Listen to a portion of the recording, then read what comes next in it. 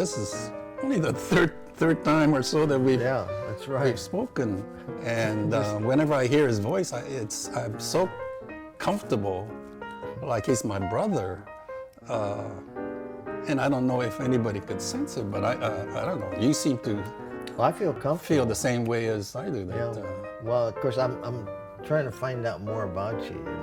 Well, I don't want you to know all the dark things. 70 years, you got a big gap there.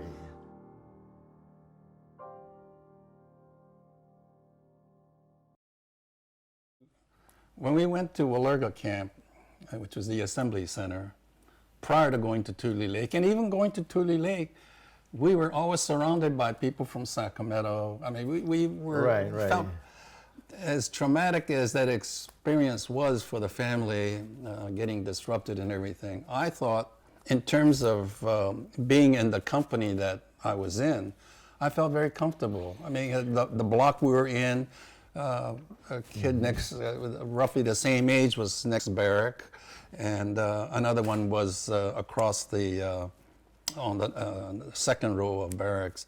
So I felt comfortable just playing every day. But eventually we went to Tule Lake, and we had 15,000 people in Tule Lake or something like that. It was huge. And we met people from Oregon and from Washington. And my God, it was a creature from another planet. I remember the girls were so much more fair. And they dress differently. Yes. And they talk differently, they look differently. Yeah. And it was kind of getting pushed out into an outer... entering the bigger world. Yeah. Tule Lake is so large, and when we first moved to Tule Lake, I lived in block 24, which was... We were in 22, so we weren't far from Yeah, we weren't far from each other, but I didn't know you were there. Yeah. And then we moved out of there and moved to block 71, which was way out there. It was they call it Alaska, or it was just way out of the way. And in that area, they were from Oregon and Washington. Yeah, so did you notice that the girls were fair? I did. Yes, they were prettier. Yeah, and they spoke English a little differently. Like they might have been city girls. I was raised on a farm until I moved into the city, so I was always a country kid. You always say that, but I never believed that. No, I mean, you fit it in so well when we were playing in Sacramento. Well, yeah, when you're a kid, you adapt very quickly. Yeah. It helps if you have friends, though. Yeah. If I didn't know you and Makoto, I think I would not feel as comfortable, because we had a lot in common. We lived close to each other, and about same age, pretty close, and we hung around together. So that of course gives you a certain amount of comfort. But as you go into different camps, you're really finding out about different people from different parts of the United States, and their whole your whole world is it's yes, as you said, your horizons widen.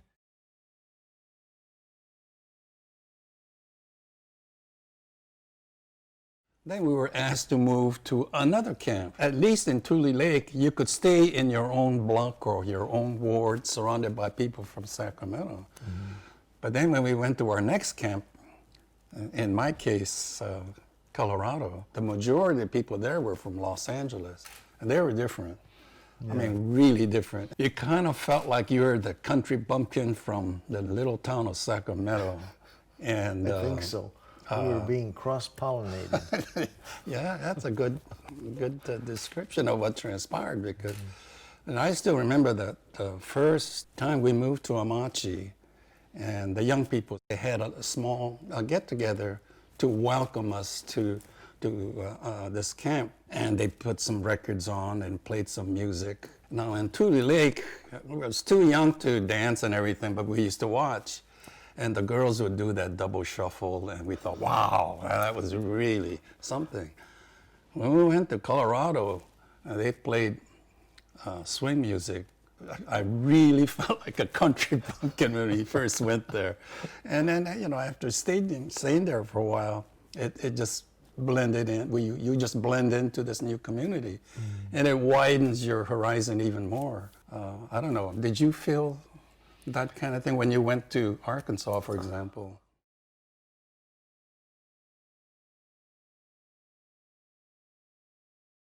How I got from Tule Lake to Rohwer is kind of an interesting story. We left Tule Lake. That's because of that segregation. After a year, the questionnaire and the no-nos and the yes-yeses.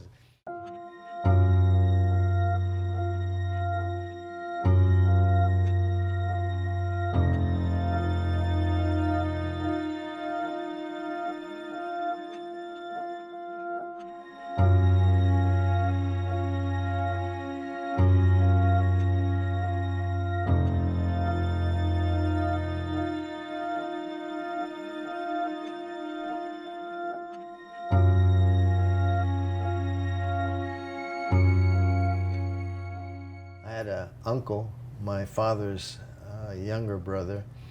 He was farming for, I guess they were sharecropping, in Utah, near Provo.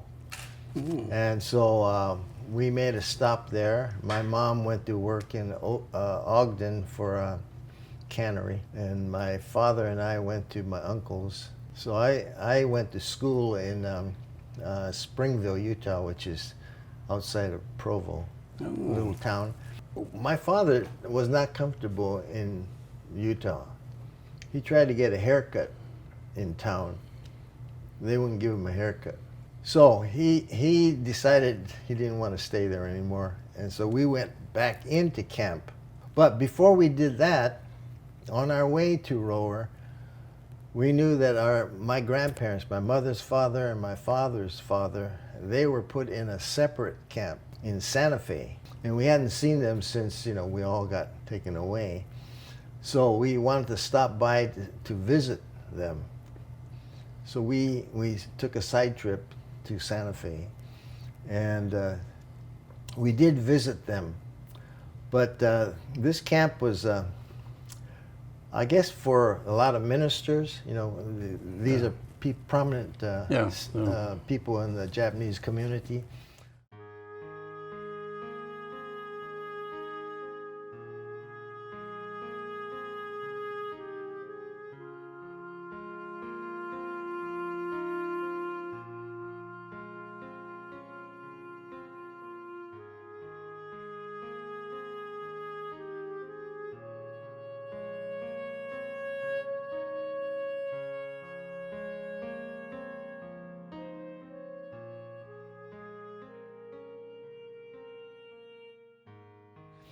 And I think they allowed permits. You had to have a destination. Yeah. And our destination was outside of that restricted West Coast area, and we had a place to go. So I guess that's how we were able to go on our own. So we did have quite a different. Yeah. And then once we got to Arkansas, we lived in the same block as my grandmother, my mother's mother, and brothers, and the Stockton, people. And so I felt pretty comfortable there, except it rains, it's wet, it's got all kinds of insects and bugs and swamps and bayous, rattlesnakes and snapping lots of trees. turtles. I don't see any snapping turtles, but we saw a lot of moccasin, Oh, you actually. they swim in in the canals. So it's kind of a different environment, but the architecture was the same. Black. Yes. Black barracks. With wood strips down on the side. I'm sure they built it from the same plans that they built Tule Lake from. Well, it was an interesting experience in camp. They had schools, right, regular schools, like they did in Tule Lake. except the summers were very hot and the winters were pretty cold. One thing we had in our block was we had a Japanese-style bathtub. You know, wood, deep. You had to take a shower before you went in. Oh yeah, Yeah. yeah. You wash outside and then jump in. But we loved it in the summertime because it was so hot and humid in Arkansas. Bunch of us kids would just were in the tub. That's our swimming pool. I mean, it's only, you know, so big, but it's cooler. So I had a good time in Rohwer because I guess there were things to do. You know, you could go out mushroom hunting out in the forest. You could go swim in the canals, but you had to watch out for the water moccasins. Yeah. You could go fishing in the bayous with just a line, you know, not a fishing pole. But I always thought it was a pretty good time.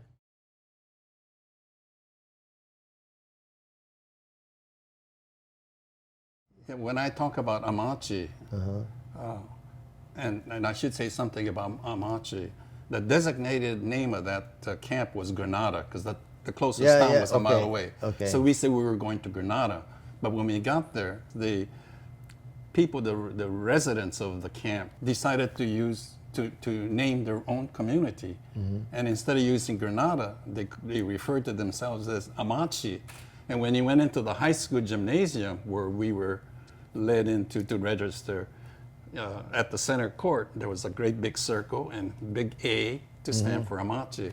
And I felt that said something about the camp, that they were more activists than just accepting what was a designated name. We lived in 2 different blocks in Amachi, and in both instances we lived where most of the folks were from Los Angeles.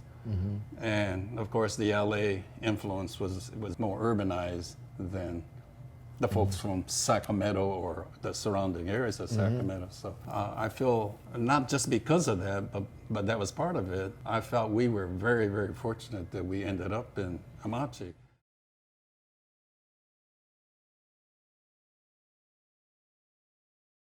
So then, you know what's missing in my mind is you went from Tule Lake to Amachi, and then from there, we somewhere. went to St. Paul, Minnesota. Okay. Again, So this was in 46, 1946, when the war was ending. Yeah, okay, that was in 45, right, in August or September. Yeah, something like that. Okay, so from there you relocated to Minneapolis. Yeah, Twin Cities. So why did you go there? Why didn't you come back to California? Good question. Because you didn't have a place to come back to. Oh, we had nothing. Yeah. We had a business, but not enough so that we can return to Sacramento, for example. And even when we left Amachi, my dad left early, and he was working in Chicago, and then he was traveling all over, just trying to earn. Look, when we were in camp, what is it? My dad used to work as a fire inspector. He earned $16 a month. Like some kids used to say, well, you guys got it free. You have free food, Right. water, you have free residential privileges and everything. Well, you're not going to survive at $16 a month, even if you relied on Sears and Roebuck and Montgomery Wards for your clothing and everything. That's how we did. Yeah, we shopped through the catalogs. Yeah, but so my dad, I didn't see my dad in Amachi at all, because he left to earn some money so he can have some capital to get back in business. Those were dark days. My mother did housework. She was a very proud woman. She was a businesswoman, and that's all she can get. My sisters all worked in an office of some sort. One of my sisters was attending University of Minnesota, and I was going high school. But talking about leaving Amachi, which was all Japanese, going to St. Paul, Minnesota, the high school I went to, there were only 3 Asians. Talk about a lily white community.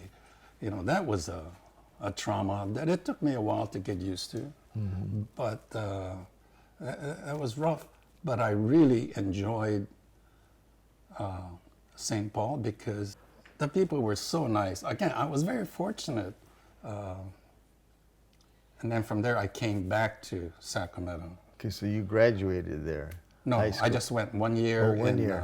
Okay. And then came back to Sacramento. But instead of regrouping with the Japanese, the so-called Japantown group, I went to another high school.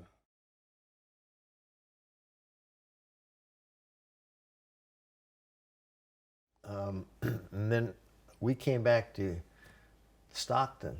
We had no home to come back to in Sacramento, but we had relatives in Stockton. And my father and mother, they were picking grapes. That's hard work. Yeah. I did that one summer. Yeah, that's hard work. Yeah. With my brother, he was 1 year old then, because he was born in '44 in camp, and I was put up with my mother's cousin who had a hotel in Stockton, so they let me have one room, and I went to high school, Stockton High School, first year. First semester of freshman year, I stayed there. Then the grape season was over, so my father got I guess he got a contract to provide the labor for harvesting the asparagus crop. Ooh. That's backbreaking. Yeah, in just north of Stockton, a place called Bishop Tract.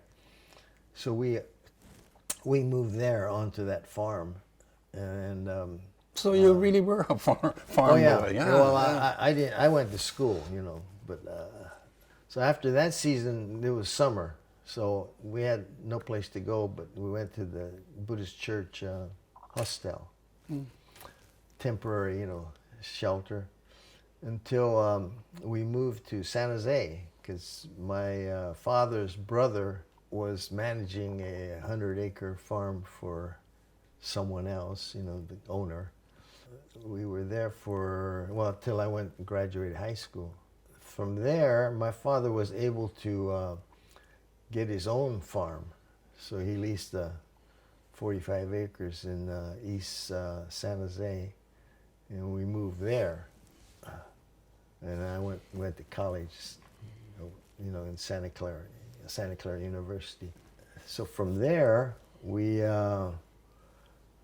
I got my orders to go in the service right after graduation, and I ended up in Ordnance Corps in Aberdeen, Maryland, for 6 months, and then they shipped me over to Europe, in Germany. That's probably about the time that you were. Yeah, I was in France then. So. Yeah, of course, it was peacetime then, Yeah. because the Korean War had just about, it was winding down. So I ended up there for 2 years, 2 years in the service, and then came back to California. When did you get married? After 1 year after, I got back. I was engaged to be married before I went into the service. And when I got out of the service, then we got married the following year. Yeah, see, we got married about the same time. Yeah. So it must have been 1954 or something. 54, yeah, 54. We got married on the same year. Yeah. So I finished my master's degree. That was a busy June. I got my master's degree, got married, and I got my direct commission into the Medical Service Corps in the Army. So I got shipped to Fort Sam in San Antonio. Okay. And then went to France and spent 2 years south of Paris. So Europe, the tour in Europe was pretty good. Yeah, we were there at the right time. Peacetime. Yeah. Of course, a lot of ruins, a lot of bombed out areas in Europe. Out of curiosity, in the 70 years that we didn't see each other. Did you ever get to go to Japan? I went once. On a vacation? Yeah, my mother. I went with my mother. This was in 1981, I think it was. 1981. I went in 1983. So yeah, we're kind of American, huh? Yeah. We got to go as a tourist. Yeah, as a matter of fact, I remember at Nagoya, we went to one of the nicest restaurants, and I tried to order in Japanese. And the waitress looked at me and she asked, would you repeat that? And I did in Japanese. And she didn't understand my Japanese. She grabbed my arm, took me to the front of the restaurant, and they had this plastic display of things. I was so insulted by that gesture. But later on, when I was telling that story, my mother said, "Wow, your Japanese is so bad. It's so old-fashioned," and et cetera, et cetera, et cetera. But yeah, I'm like you. I was very embarrassed by the fact that I obviously couldn't speak Japanese fluently, as I perhaps could have or should have. You know what I find interesting about all of this that you're doing is that it's not that I never thought about the past. I guess I just didn't think about it enough to appreciate that there's a lot of things that I need to understand. And all the things that my grandparents and parents went through is something that, when I think about it, it just, it amazes me, first of all, that they were able to do it. And how they were able to do it is something, it's kind of a mystery. I think it's all just determination. And you have a certain goal or principle that, is worth all the struggle that you might go through. And in other words, they had a lot of character. And I really appreciate all that now. And so I'm really interested in, like I said, it's not that I never was interested, I just never had, I guess, the focus, to really look at it and assess it, because we can all say, yeah, they had a tough life and so forth, but what did it all mean? They did it, they're dead and gone, but I guess the result of it all is what I have.